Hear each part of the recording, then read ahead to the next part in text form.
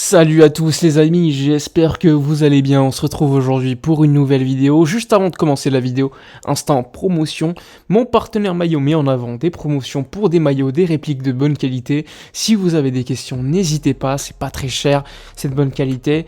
Et en plus ça fait plaisir, donc n'hésitez pas pour en profiter. Tous les détails sont dans la description, il y a des promotions de fou furieux. Vous avez même la capacité, la possibilité d'avoir des maillots gratuits. Donc allez-y. C'est parti pour la vidéo d'actualité, les amis, beaucoup d'actualité parce que le fair play financier de la Liga, parce que Messi, parce que Rafinha, parce que Ferran Torres, bref, il y a trop de choses, alors on va y aller petit à petit. Bon, hier, j'ai ouvert sur Twitter une possibilité donc de souscrire à des tweets supplémentaires exclusifs, je parlais de Mercato, etc.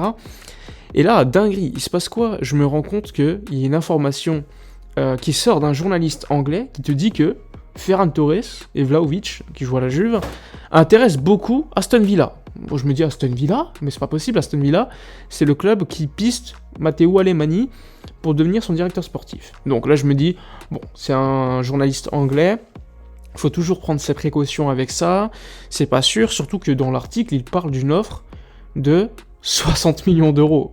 60 millions d'euros pour Ferran Torres. Donc là, je me dis, bon les gars, on met ça de côté, on garde ça dans la tête, mais au niveau de la fiabilité, pas très certain.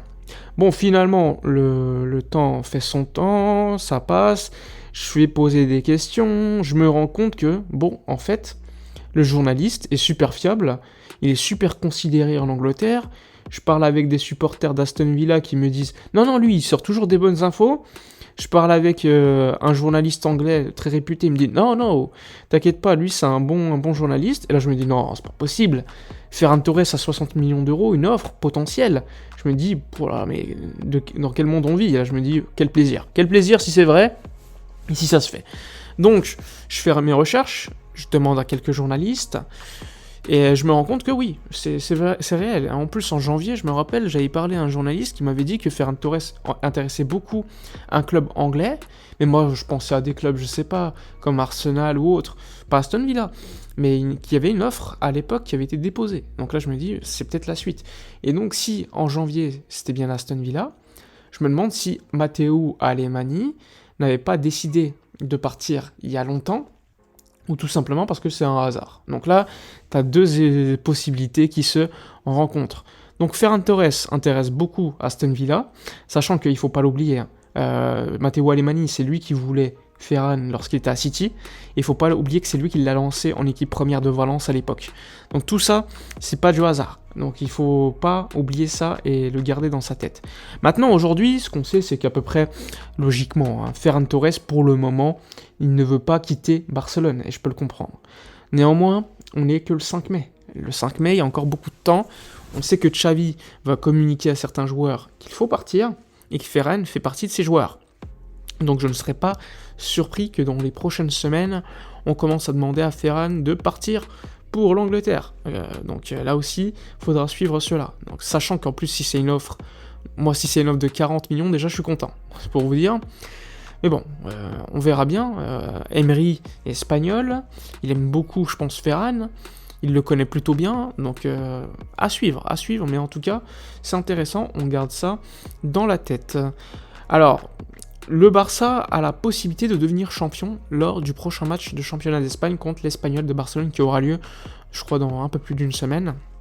Donc ça va être dingue, sachant que moi, je peux vous l'annoncer, je serai probablement au match pour la remise du titre. Donc pas contre l'Espagnol, mais après.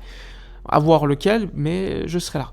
Donc ça va être un plaisir, je vais peut-être vous faire un vlog pour vous faire suivre tout cela, ça va être très intéressant. Et donc, pour en revenir à ce qui nous intéresse, le Barça, en cas de défaite du Real et de l'Atlético de Madrid qui fait match nul, parce que maintenant les deuxièmes c'est l'Atlético, eh bien le Barça peut même être champion avant de jouer contre l'Espagnol de Barcelone. Bon, en cas de victoire contre l'Espagnol, déjà, on les met probablement en seconde division, parce qu'ils sont très très en retard, ils sont, je crois, 19e.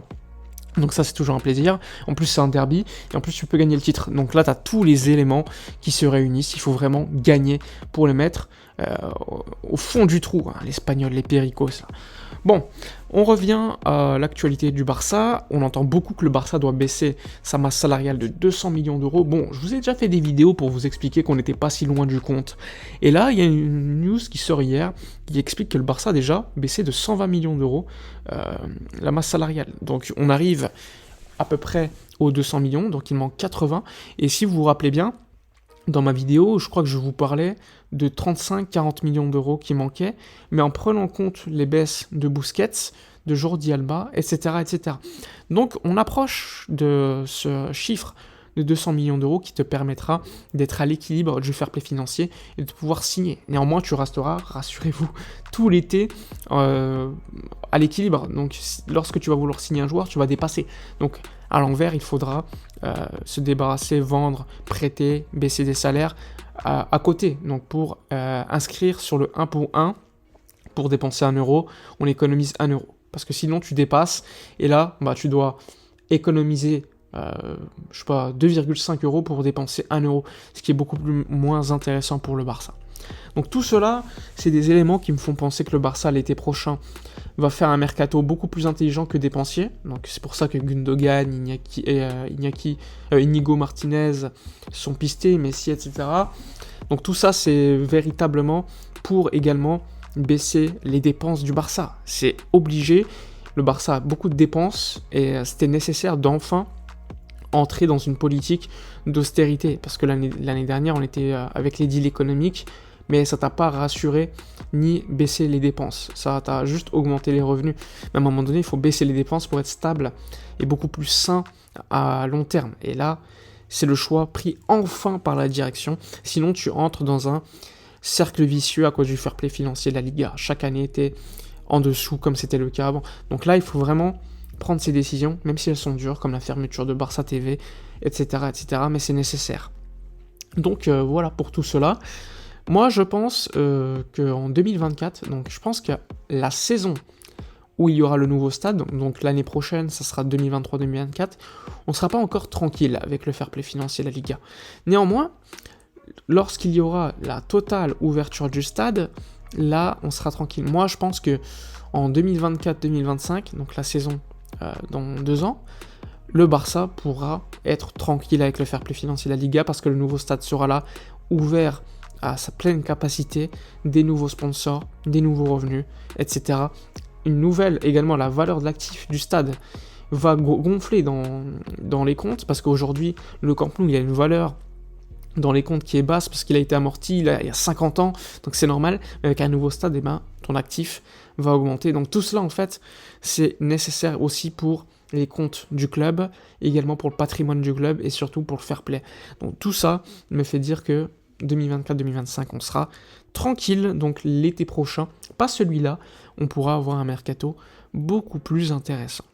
Enfin bref, voilà pour toutes les infos. N'hésitez pas à me rejoindre sur Twitter pour me soutenir en termes des infos exclusives que je sors, parce qu'il y en a pas mal qui sortent, et c'est super intéressant de pouvoir parler directement avec vous, sans forcément, on va dire, avoir de filtre. Là on est vraiment entre nous, donc c'est super intéressant. En plus ça permet le développement de la chaîne, on donne 20% à une association et je vous fais gagner un maillot chaque mois en plus, donc profitez-en. Je vous dis donc, comme d'habitude, likez, commentez, partagez, abonnez-vous, je vous dis à la prochaine et d'ici là, comme d'habitude, portez-vous bien.